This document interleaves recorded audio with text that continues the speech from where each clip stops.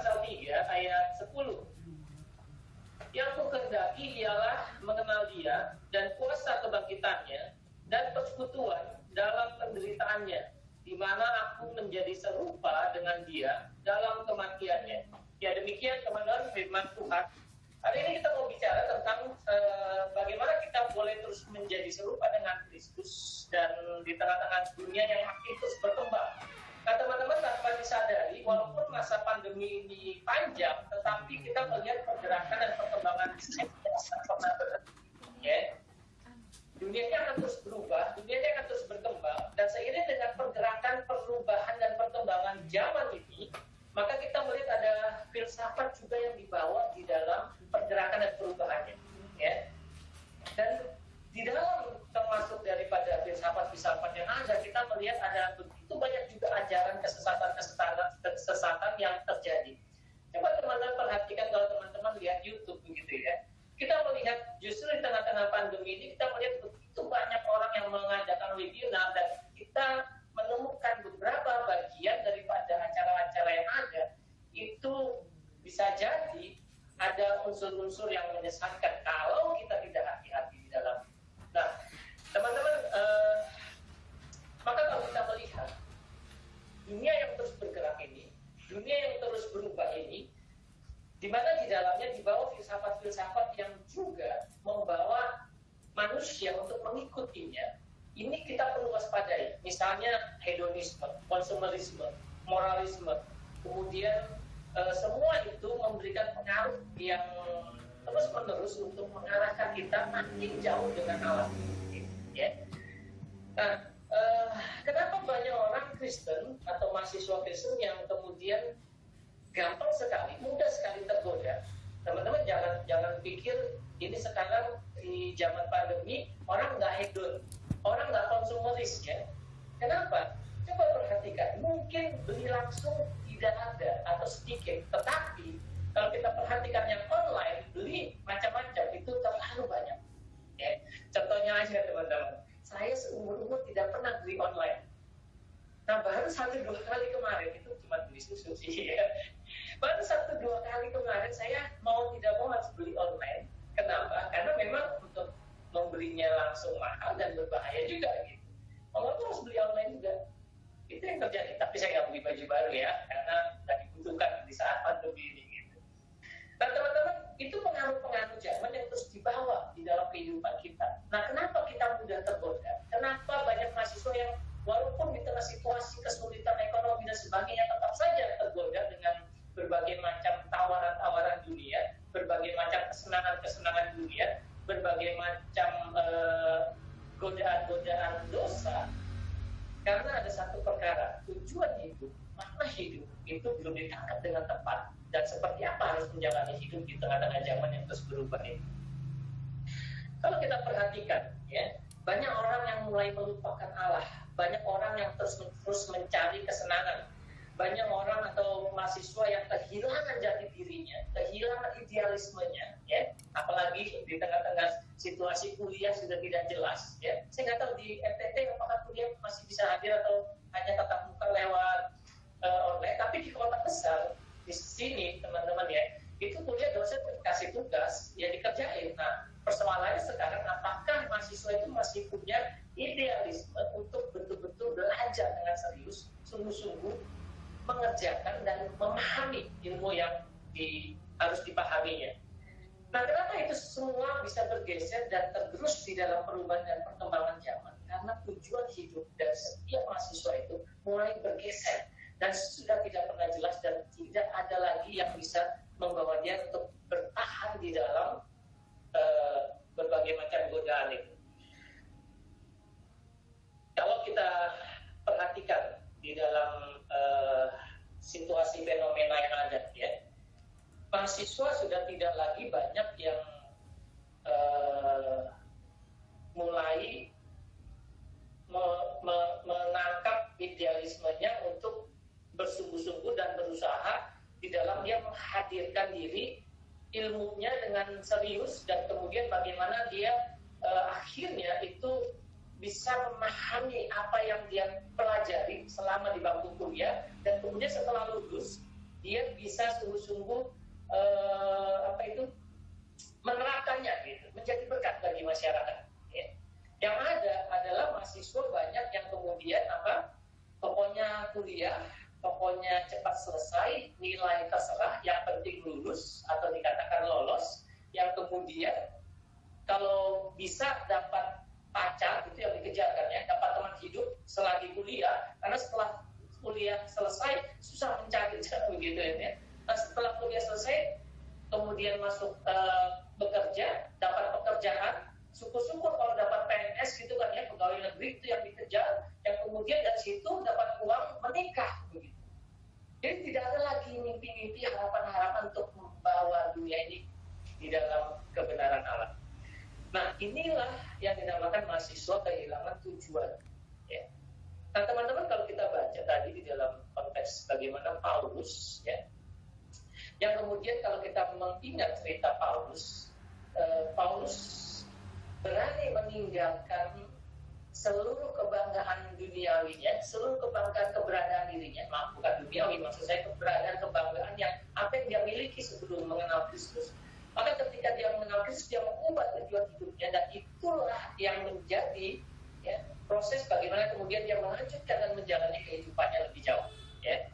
Nah, teman-teman, sore hari ini saya ingin kita coba belajar tentang apa sih yang menjadi tujuan hidup Paulus, dan bagaimana kemudian itu bisa menjadi tujuan kita, dan kemudian bagaimana kita bisa meraihnya, dan itulah yang dimana kita menjadi modal kita menjalani kehidupan di dunia ini. Nah, teman-teman, yang pertama yang kalau kita perhatikan di dalam apa yang kita baca tadi, tujuan hidup Paulus ya itu bicara tentang bagaimana dia berusaha mengenal Kristus dan bagaimana dia mengenal kuasa kebangkitannya. Ya, ini tujuan yang sangat signifikan yang dimiliki Paulus. Perhatikan di situ ya, di dalam ayat 10 dikatakan, yang ku kehendaki, ini adalah yang kurindukan, yang sungguh-sungguh aku ingin kejar, kata Paulus begitu ya, adalah apa? Mengenal dia dan kuasa kebangkitannya. Mengenal. Nah, teman-teman, mengenal. Paulus punya satu kerinduan, kesungguhan, keseriusan untuk memahami Allah di dalam hidupnya, memahami Kristus di dalam seluruh segenap apa yang dia jalani, ya, bukan hanya sebatas bagaimana pengetahuan saja yang dia tahu, tetapi bagaimana itu bisa menjadi sesuatu yang sangat dalam di dalam hidupnya, yang kemudian itu menjadi intim. Nah, mengenal itu bicara tentang bagaimana Paulus dengan sangat serius dia berusaha, berupaya apapun dia lakukan supaya dia betul-betul memahami Kristus, bukan hanya memahami tetapi betul-betul Kristus ada di dalam hidupnya. Itu sebabnya kalau teman-teman sempat membaca surat-surat Paulus ya, khususnya di Efesus, Filipi, Kolose, di situ Paulus punya satu istilah, en Christo, ya, di dalam Kristus. Itu selalu menjadi tekanan daripada apa yang disampaikan Paulus. Kenapa? Itulah yang menjadi kerinduan daripada Paulus. Itulah yang menjadi tujuan hidupnya untuk supaya dia bisa mengenal. Aku mau mengenal, aku mau, dengan kata lain mungkin, aku mau intim, aku mau dekat dengan Kristus. Aku tidak hanya mau tahu bahwa dia adalah Allah, dia adalah kebenaran, dia adalah Allah yang benar. Itu tidak. Tapi aku mau intim dengan dia, aku mau membangun relasi yang utuh dengan dia. Nah, di dalam perjanjian lama menarik teman-teman kalau bicara tentang mengenal di sini, di dalam Mazmur pasal 42 ayat 2, teman-teman mungkin sudah pernah baca ini. Di situ kan dibilang, saya bacakan, seperti rusa yang merindukan sungai yang berair, demikianlah jiwaku merindukan Engkau ya Allah. Jadi kata mengenal di dalam perjanjian baru, termasuk di dalam ayat ini mengandung unsur kata disebut di dalam ada kerinduan, ya, ada sesuatu yang dikejar sampai segala sesuatu akan ditinggalkan demi mencapai apa yang dirindukan. Iya ada. Nah, ini bicara tentang satu keintiman, ya, di mana orang itu begitu mengenal Allah, begitu membangun relasi dengan Allah, dia begitu intim dengan Allah. Nah, ini yang menjadi fokus hidup Paulus. Ini yang menjadi tujuan hidup Paulus. Ya. Jadi tujuan hidup Paulus bukan semata-mata dia hanya tahu firman Tuhan, hanya tahu hukum Taurat, hanya tahu apa yang diperintahkan, apa yang dilarang, apa yang harus dikerjakan. Tidak. Tetapi dia membawa itu semua di hidupnya untuk membangun sebuah keintiman, kedekatan, dan keseriusan di dalam sebuah hubungan relasi. Teman-teman punya pacar? Insya Allah ada yang pernah punya gitu ya. Berharap sudah punya begitu kan ya. Setiap kita atau teman-teman yang belum punya pacar mungkin merindukan punya pacar. Saya nggak tahu kerinduannya itu sampai sejauh mana gitu ya. Tapi begini, kalau teman-teman yang punya pacar, mungkin teman-teman bisa menceritakan kepada teman yang lain betapa kita merindukan untuk selalu dekat dengan pacar kita, begitu kan ya. Saya nggak bisa lihat wajah kalian, jadi saya nggak bisa lihat sampai punya pacar sampai belum begitu ya. Nggak bisa lihat juga sampai merespon sampai tidak gitu. Nah, tapi itu gambaran gitu. Saya pernah pacaran ya, saya juga pernah muda loh ya. Karena sih saya masih muda katanya ya. Saya masih muda, saya ini pemuda yang ada di tengah-tengah pemuda, tapi usia saya lebih tua dari pemuda yang lainnya gitu. Nah, jadi begini, kalau orang pacaran itu, saya ceritakan saja lah ya dengan orang gitu kan ya. Saya dulu pernah berpacaran. Nah, waktu saya ketemu, makan bersama begitu ya, habis makan, pulang kan, selesai, saya antar pulang. Nah, sampai rumah, kemudian nggak pernah merasa puas gitu. Saya telepon gitu. Ada di mana? Padahal saya baru ngantar gitu kan, saya tanya ada di mana. Bagaimana? Sehat-sehat, sudah ngantuk dan sebagainya. Jadi nggak pernah selesai, kerinduan itu nggak pernah selesai. Ya, yang punya pacar pasti mengerti gitu ya. Yang nggak punya pacar berdoalah bisa dapat gitu ya. Kalau nggak dapat ya berdoa terus gitu kan.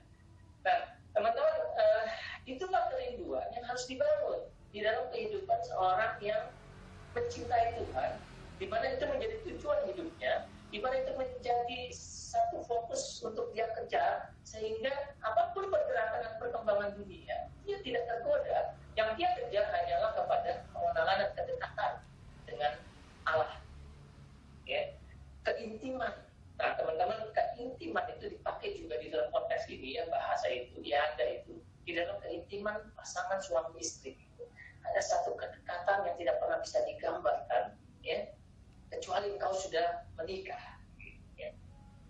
Jadi ini gambaran bagaimana satu kedekatan itu, ya, yang dikejar Paulus sehingga ya, apa yang dia anggap menjadi kesuksesan dia sebelumnya, apa yang dianggap menjadi kebanggaan dia sebelumnya, apa yang dianggap menjadi penting sebelumnya, itu dia tinggalkan.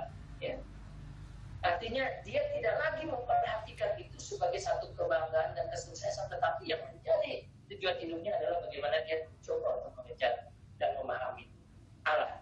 Nah, bicara tentang itu, maka sekaligus Paulus bicara tentang mengenal Allah dan mengenal kuasa kebangkitannya. Ya. Mengenal Kristus dan mengenal kuasa kebangkitannya. Kenapa kuasa kebangkitan menjadi satu tujuan Paulus? Di sini bicara tentang bagaimana Paulus memahami di dalam kebangkitan itulah ada satu kekekalan hidup, ada masa depan, ada kemenangan, ada kebebasan daripada hukuman Allah karena kebangkitan itu. Jadi teman-teman perlu kita perhatikan, inilah yang perlu menjadi tujuan hidup kita. Bagaimana kita mengejar pengenalan kita kepada Kristus semasa hidup kita. Entah itu situasinya sudah aman, entah situasinya masih pandemi, tetap saja itu yang harus kita kejar. Nah, ini menarik teman-teman. Ya, pengenalan itulah yang membuat iman kita makin bertumbuh, dan iman kita yang bertumbuh itu membuat kita tertolong untuk kita menghadapi berbagai macam gelombang perubahan zaman, gelombang filsafat yang ada dan hadir dalam hidup kita, dan bagaimana kompleksitas pergumulan kita itu bisa kita hadapi karena kita punya iman yang bertumbuh, iman yang berangkat daripada pengenalan akan Allah yang sangat dalam, bukan hanya sekedar sebuah pengetahuan karena kita menjadi orang Kristen, kita sudah sering baca Alkitab, kita sudah sering ikut ibadah, tetapi kita tidak punya relasi yang ini. Nah, ini yang menjadi target dan tujuan kita. Teman-teman, di dalam Hosea pasal 4 ayat 6, saya bacakan ya. Di situ menarik, dikatakan, umatku binasa karena tidak mengenal Allah. Ya. Umatku binasa karena tidak mengenal Allah. dan seterusnya. Kita melihat Hosea di dalam konteks itu, umat Allah tidak lagi membangun bait Allah, tetapi bagaimana mereka kemudian melupakan Allah, tidak mengenal Allah, ya, dan seterusnya. Di sini dikatakan umatku binasa karena tidak mengenal Allah. Dikatakan lagi Hosea 6 ayat 6, sebab aku menyukai kasih setia dan bukan korban sembelihan, dan menyukai pengenalan akan Allah lebih daripada korban-korban bakar. Karena umat pada saat itu hanya mempersembahkan korban-korban, tetapi tidak ada relasi yang dalam. Itu sebabnya Allah mengatakan, aku tidak kenal kamu. Dan demikian juga Kristus waktu menegur orang-orang Farisi dan ahli Taurat, dia mengatakan, engkau setiap hari dikatakan berdoa, setiap hari dikatakan menghafal firman Tuhan maupun Taurat, setiap hari dikatakan melakukan banyak-banyak rutinitas ibadah, tetapi engkau tidak kenal Kristus, engkau tidak kenal Mesias, engkau tidak kenal Allah, dan engkau justru menjadi batu sandungan bagi banyak orang. Ini kecaman Tuhan Yesus kepada ahli Taurat dan orang-orang Farisi. Nah teman-teman, jangan sampai kekristenan kita selama ini kita hidupi bukan di dalam pengenalan, tetapi hanya sebuah ritual agama yang kemudian itu hanya sebagai sebuah simbol di dalam hidup kita bahwa kita ini orang Kristen, maka kita harus ke gereja, kita harus ibadah, kita harus KTP, kita harus bersekutu. Tetapi sebenarnya kita jauh daripada Allah. Dan itu akan ditantang nanti ketika kita menghadapi berbagai macam cobaan iman. Ya. Nah seharusnya pengenalan itu bisa membawa kita ke dalam satu perubahan hidup, ya, yang makin hari makin memuliakan Allah. Pengenalan itu akan membawa kita kepada satu perubahan hidup yang makin hari makin taat kepada firman. Pengenalan itu akan membawa kita kepada perubahan hidup yang makin hari makin hidup benar dan makin sangat serius mengejar pengertian akan firman Tuhan, makin mengasihi firman Tuhan, makin mencintai firman Tuhan, bukan mengejar materi, bukan mengejar kesenangan, bukan mengejar berbagai macam tawaran-tawaran dunia yang begitu nikmat, tetapi hidup di dalam penuh dosa. Apakah kita sudah mengenal Kristus? Sudah kita mengalaminya? Nah, teman-teman, yang kedua yang Paulus sampaikan di dalam bagian ini yang ingin kita renungkan bersama. Tadi Paulus bilang, aku ingin mengenal Kristus, aku ingin mengenal pengenalan yang begitu dalam, membangun relasi yang intim, ya. Bukan hanya sampai di situ, aku ingin bersekutu juga di dalam penderitaannya, kata Paulus begitu. Ya, perhatikan di situ. Yang kehendaki ialah mengenal dia dan kuasa kebangkitannya dan persekutuan dalam penderitaannya. Dan bersekutu, menyatu dengan pengalaman karya salib dan mengalami penderitaan salib, itu yang menjadi kerinduan daripada Paulus. Artinya apa? Artinya bagi Paulus, dia harus mati di dalam dosanya, bagi dosanya, dan menjadi keharusan supaya kebangkitan terjadi dan mengalami hidup baru. Dan kemudian di dalam mengalami itu, maka dia harus masuk dalam penderitaan Kristus. Nah teman-teman, kalau kita melihat dan mempelajari hidup Paulus, bagaimana kemudian pengalaman atau masuk dalam pengenalan penderitaan Kristus, ya, atau dikatakan bersekutu dalam penderitaan ini membuat Paulus ketika dia menjalani hidupnya, dia tidak lagi memusingkan dirinya. Coba lihat, dia begitu menderita, dia begitu teraniaya, dia begitu sulit, ya, terancam, tetapi fokus hidupnya tetap mengerjakan Injil. Fokus hidupnya tetap memberitakan Injil. Fokus hidupnya tetap memuliakan Allah dan menghadirkan Kristus ke dalam seluruh dunia. Bahkan dalam satu bagian firman Tuhan dikatakan, dimanapun Paulus berada, ini orang Yahudi yang mengatakannya, dia mengguncangkan dunia. Dan memang teman-teman, Paulus dimanapun dia berada, dia menggoncangkan di mana dia ada itu. Kenapa? Karena Injil diberitakan di situ dan perubahan terjadi. Dan disitulah banyak orang yang tidak suka, tetapi ada juga yang kemudian bertobat. Hidup Paulus dimanapun dia berada, dia menggoncangkan dunia ini. Kenapa? Karena dia berani menderita. Dia tidak lagi memikirkan penderitaannya. Dia tidak lagi memikirkan kesusahannya. Yang dia pikirkan adalah Kristus harus diberitakan. Nah disinilah kita melihat kenapa? Karena Paulus sudah menyatu dengan penderitaan Kristus. Itu yang dikejar. Nah, teman-teman sekalian, membangun relasi dengan Tuhan itu adalah sebuah anugerah. Karena tidak mungkin setiap kita bisa memulai membangun relasi kalau anugerah itu tidak datang. Kita tidak mungkin bisa menjangkau Allah kalau Allah tidak menjangkau kita. Maka itu, anugerah itu yang membawa kita untuk supaya kita makin dekat, makin kenal, dan kemudian bagaimana upaya kita mengenal. Nah, upaya kita mengenal harus masuk ke dalam bagaimana kita memahami penderitaan Kristus, ya. Dan kita juga harus siap mengalami penderitaan bersama Kristus sebagai bukti kesatuan kita dengan Kristus. Yang saya maksud adalah kita bukan mencari-cari penderitaan. Oh, orang Kristen harus menderita. Kalau nggak menderita berarti belum bersekutu dalam penderitaan Kristus. Bukan itu, ya. Nah, tetapi sebaliknya, ya, kita akan ditantang dengan berbagai macam godaan, tantangan zaman, dan perubahan-perubahan yang ada tadi yang saya katakan, ya. Berbagai macam tawaran-tawaran. Nah, disinilah kita harus berani menderita, rela untuk ikut Tuhan.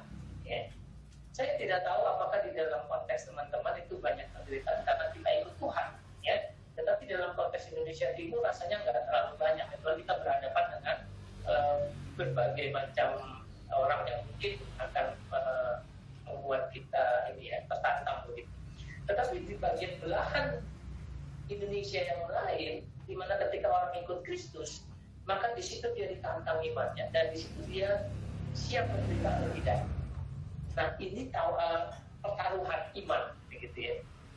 Tetapi orang yang berani menderita, maka dia akan rela ikut Tuhan, apapun yang terjadi. Nah, di dalam pergumulan hidup kita, ketika kita mengalami penderitaan, di situ ada sukacita Kristus yang akan hadir terus di dalam hidup kita. Ya, karena Kristus itu membawa kita ke dalam persekutuan dengan Dia yang tidak bisa didapat dengan cara lain. Ya. Jadi teman-teman yang mau coba kita renungkan begitu. Waktu kita pikirkan kita ikut Tuhan, ada satu pertaruhan di mana kita ditantang untuk siap tidak menderita. Nah, kalau kita adalah orang-orang yang siap menderita dan bersekutu dengan penderitaannya, maka itu harusnya makin membawa kita kepada kesungguhan dan keseriusan ikut Tuhan.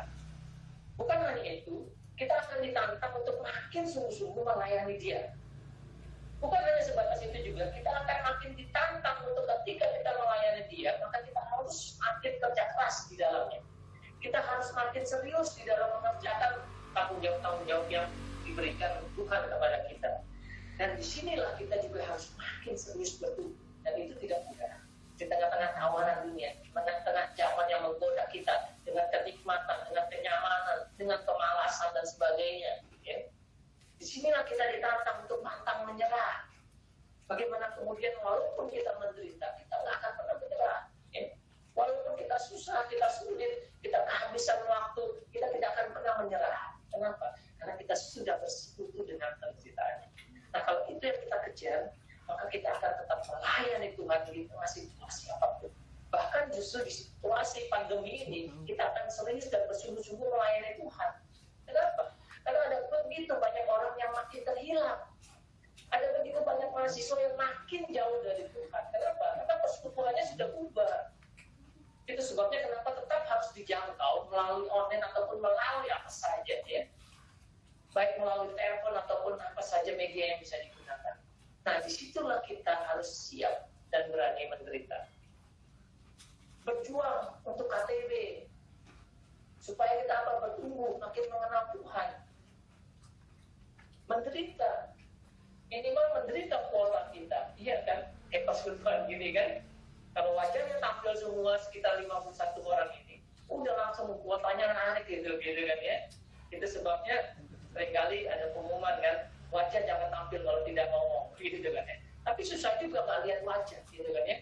Ya kasihlah foto yang cantik dan cakep, begitu ya, biar orang bisa menikmati juga. Gitu. Nah teman-teman, mari kita perhatikan di sini.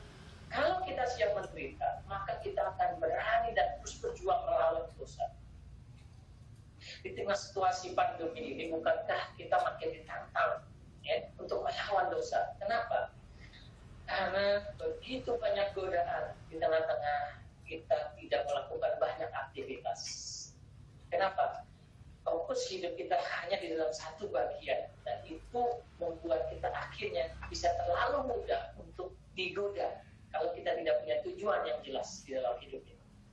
Bukankah ketika internet begitu rupa, ya, perkembangannya, kita makin digoda, apalagi kita tidak pernah kemana-mana.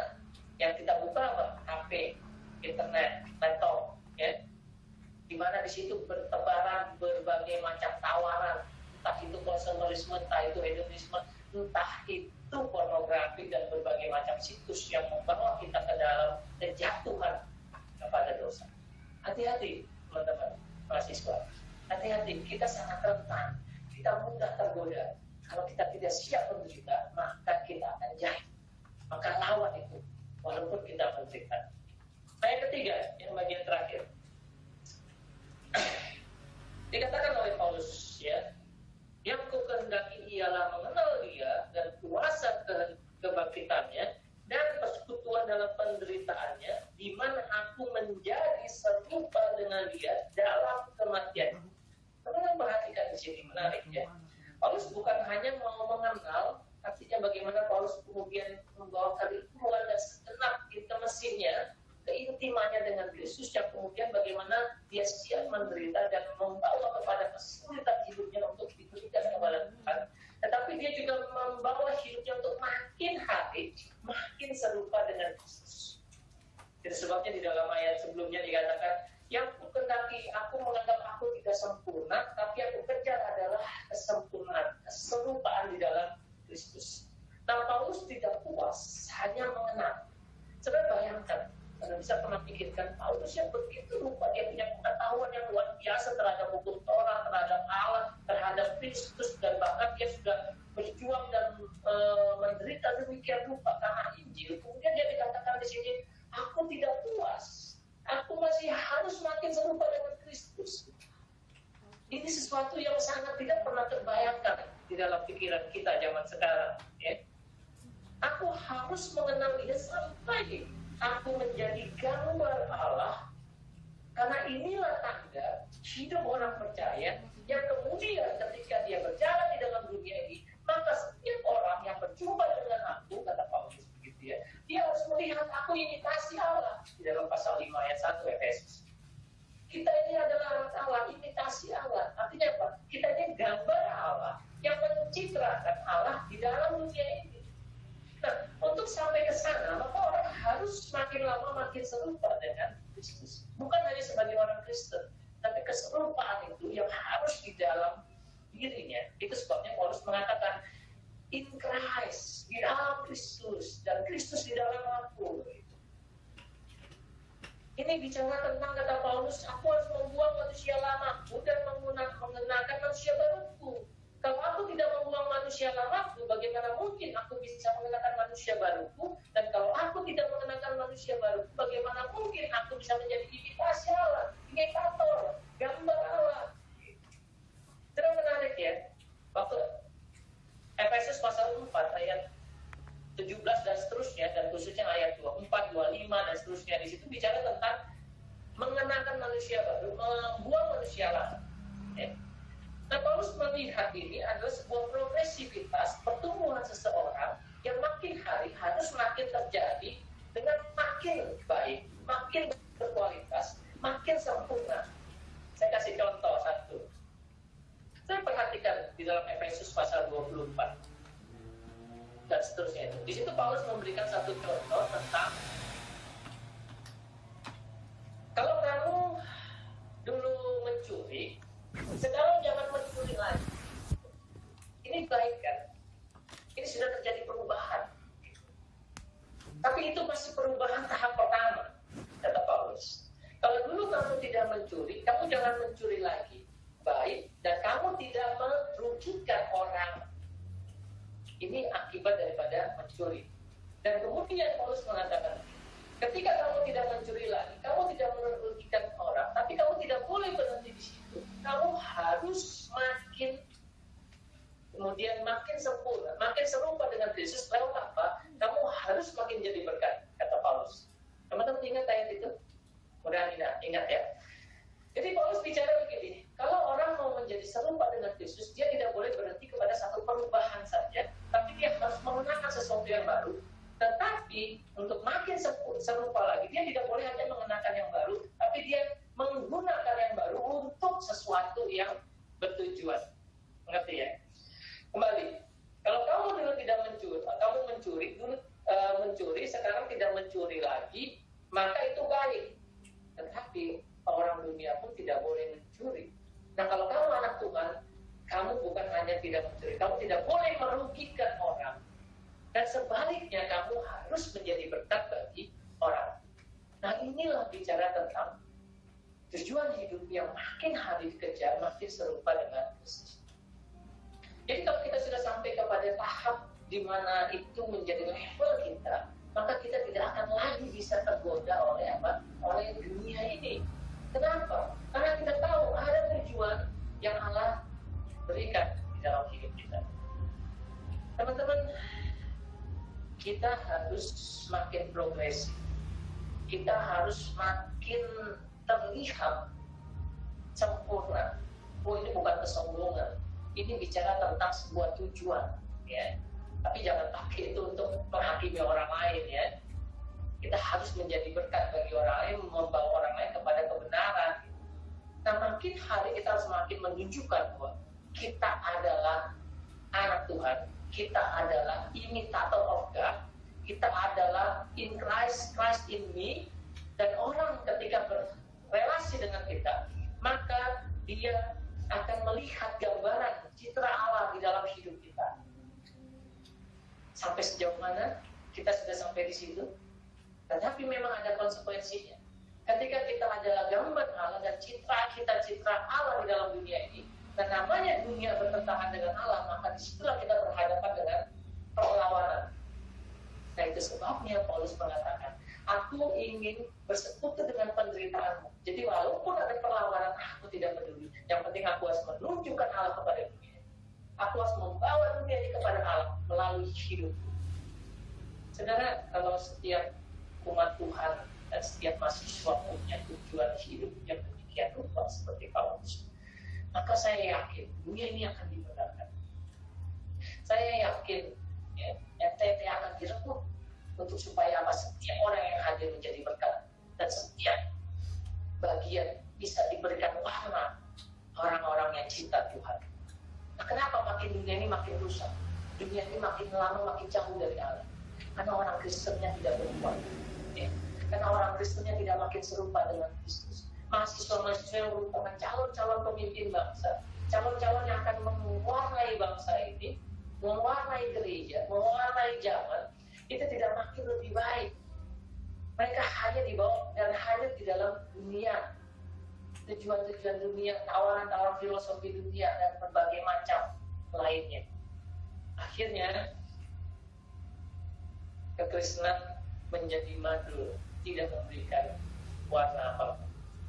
Nah, teman-teman sekalian, saya mengajak kita sebagai mahasiswa-mahasiswa, saya juga dulu mahasiswa, jadi saya anggap kita, gitu kan ya, kita untuk berjuang terus menghadirkan setiap mahasiswa yang ada di zaman kita untuk membawa mereka melalui hidup kita menjadi serupa dengan Yesus, bertumbuh dan memiliki tujuan hidup yang makin mau mengenal Allah.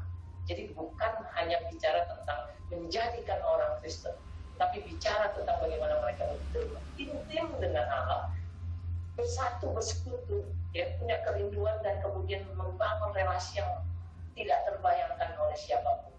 Karena itu hanya bisa dinikmati oleh orang-orang yang sudah membangun keintiman ini.